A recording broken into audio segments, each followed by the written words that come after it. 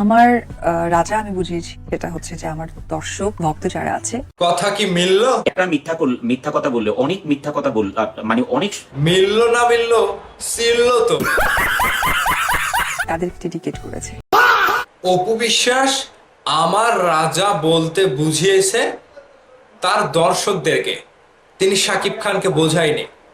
তিনি একটা পোস্ট দিয়েছিল যে সব রানীর রাজার প্রয়োজন হয় না। এখন তো আমি দেখছি অপু বিশ্বাসের এই কথাটা মিললো না মিললো, ছিললো তো নাকি দর্শক? এজন্যই কি অপু বিশ্বাসকে সবাই বলে যে চাপাবাজ অপু বিশ্বাস, চাপাবাজের সেরা অপু বিশ্বাস?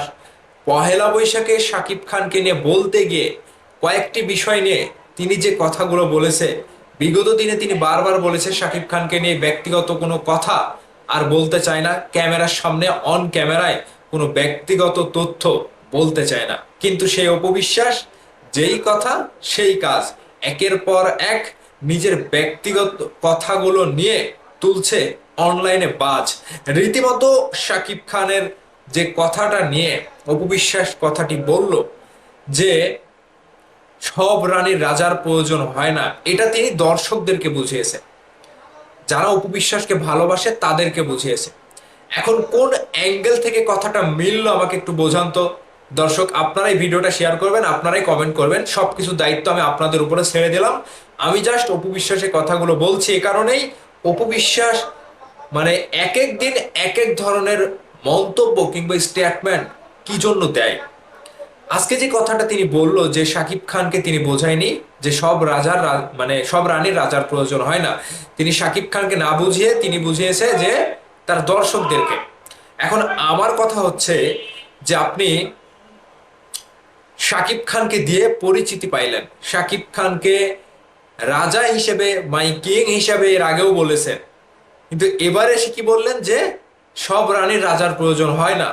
কাজেই এখানে শাকিব খানকে আপনি ছোট করেছেন, এটা বলতে আপনি ভয় পাচ্ছেন, এটা এখন মুখে স্বীকার করবেন না, তাই তো? সেজন্যই শাকিব খানকে ছোট করে ক্ষোভের মুখে পড়েছেন।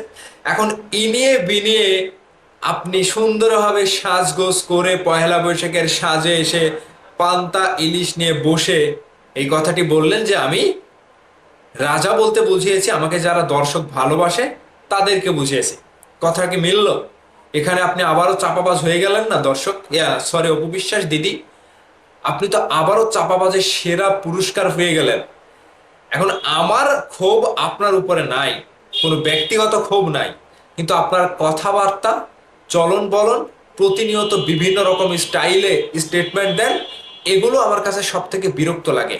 আমি নিজেও তো আপনার ফ্যান ছিলাম, ভক্ত ছিলাম, আপনাকে সাপোর্ট দিয়ে ভালোবাসা দিয়ে ভিডিও বানাতাম, কিন্তু কেন জানি মাঝখান থেকে হঠাৎ করে আপনার উপরে একটু আমার খিটখিটানি রাগ হয় যে অপু বিশ্বাস এগুলো করে কেন, এগুলো কি জন্য করে, তার ব্যক্তিত্ব হারায় কেন?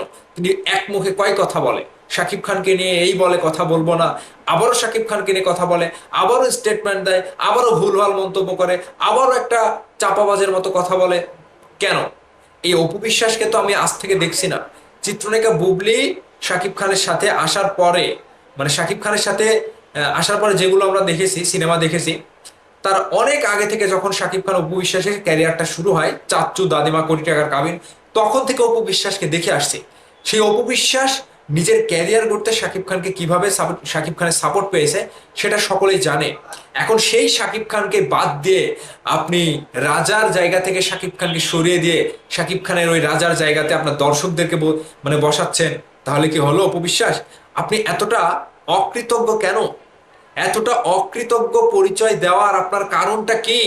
শাকিব খানের গুণগান গাইলেন, শাকিব খানের সাথে ক্যারিয়ার গড়লেন, শাকিব খানের সাথে প্রেম করলেন, বিয়ে করলেন, সন্তানের মা হলেন, তারপরে এখন এসে বলছেন সব রানীর রাজার প্রয়োজন হয় না। ওই রাজাটা বলতে আপনার দর্শকদেরকে বুঝিয়েছেন যে দর্শকরাই আমার রাজা। এখানে শাকিব খান কে? শাকিব খান কেউ না, এরকমটা কি?